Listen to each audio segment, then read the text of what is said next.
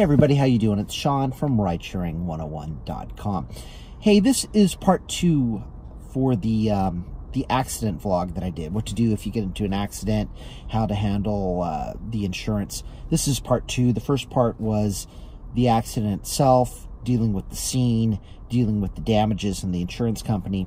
And this one is the pain and suffering part. But before I get into it, I should note that, again, I'm not a lawyer. This is not legal advice.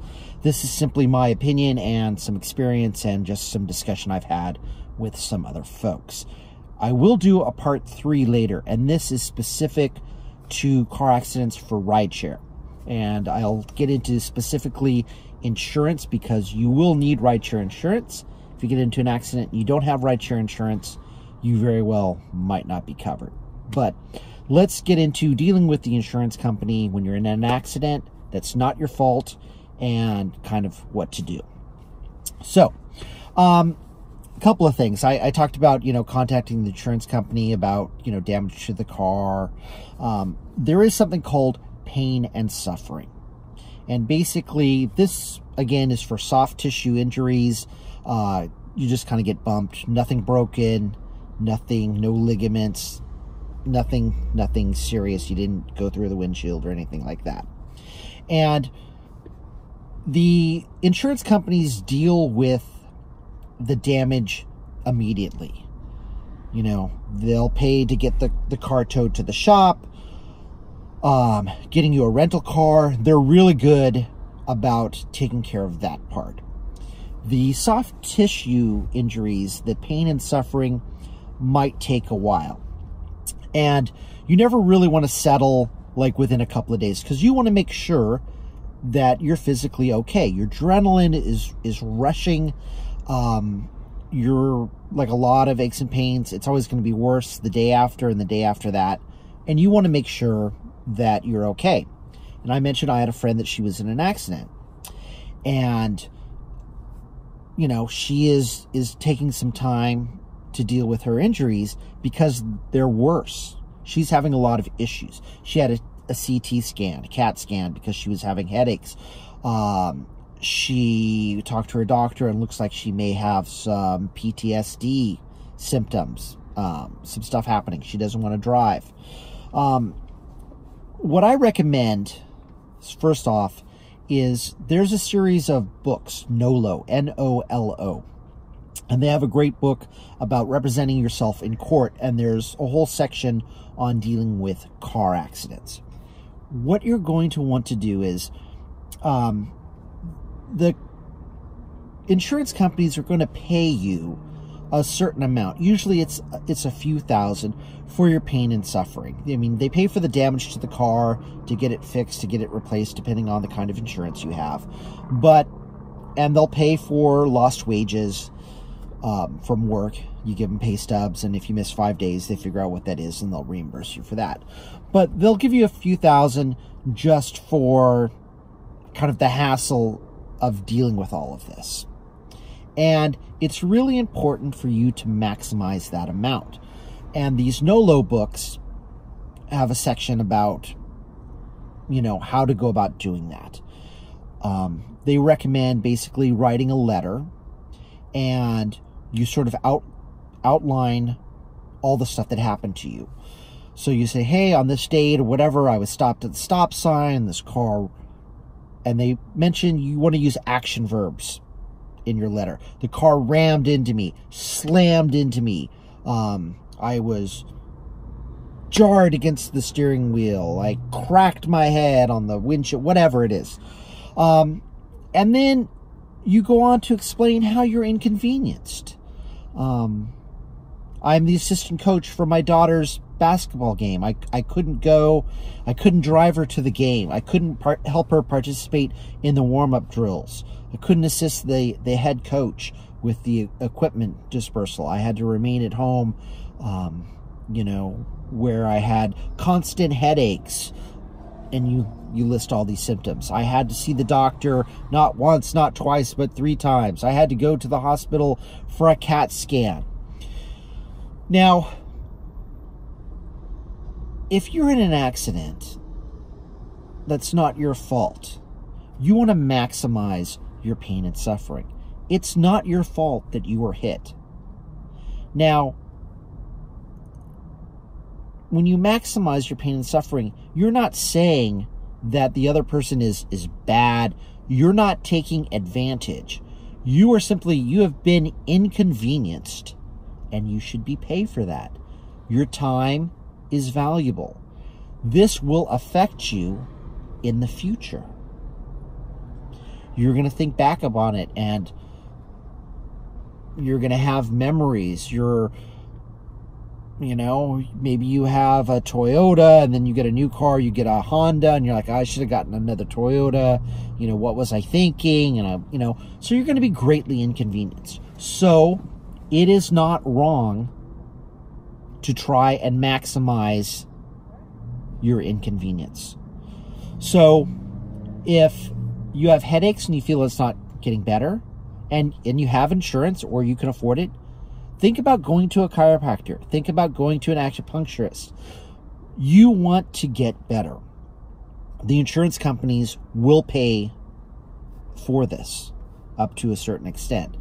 They have basically kind of a formula based on a whole set of criteria. I don't know what they are, but there is sort of a cap. So you can say, oh, I want $50,000, and they're going to be like, no, I can give you, $2,200.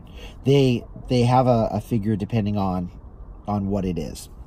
Now, a couple of things. They're going to ask you a couple of questions. They're going to ask you, is there a child in the car? Do you have a child seat? They kept asking my friend this. And evidently, and I didn't know this, that there is a law that if you have a child and there's a child seat in the car, even if it wasn't damaged, if it's in a car that was in an accident, the insurance company has to pay you for a new child seat. Who knew? There's other funky laws where they were asking her for a social security number, and she didn't understand this, and she thought it was kind of weird because she didn't really want to give that out. She's like, why do you need my social security number?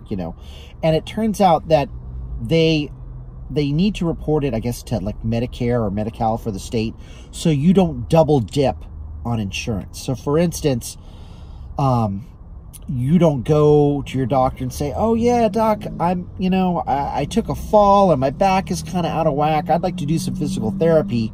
You go to 6 physical therapy visits, and then you turn that into the insurance company, and they pay for the 6, they pay you for the 6 physical therapy appointments. But meanwhile, you've gone to your insurance, your regular insurance, Kaiser or Blue Cross, let's say, whatever it is, and they're the ones paying for it. Because the insurance company that you go to, your personal insurance, they're going to want to get reimbursed. So if it basically gets reported, your insurance company will talk to, the other insurance company, and they'll get the money. You're not going to get the money for that. So that's something to be aware of. But you're going to want to compose a letter, and you're going to want to explain everything that happened, the action verbs. I was slammed against the steering wheel. Like the other car crashed into me. I couldn't coach my daughter's basketball game. That weekend I was supposed to travel up to Oregon to my grandmother's 97th birthday dinner party, and I couldn't attend that. I've been having nightmares about the accident. I can't sleep. I had to go to a psychiatrist, which I've never done before in my life, but it was the only thing that could help. I was on some serious medication due to migraines, whatever it is. You're going to want to put all this into a letter, and then you submit that, and you say, because of all this, I think a claim, and due to the fact that I missed X amount of work, I think that a claim of whatever it is, $4,000 would not be unreasonable. And then they'll come back and they'll counter. Like, I cannot give you, $4,000, but the max I can give you for your pain and suffering for this might be, $2,200. If you need some additional physical therapy or whatever, I can give you a maximum of, X amount for that. Sometimes they'll split it up. They'll work with you if you're reasonable. If you're asking for a huge sum of money, it's not really going to happen, and you're going to need a lawyer for that.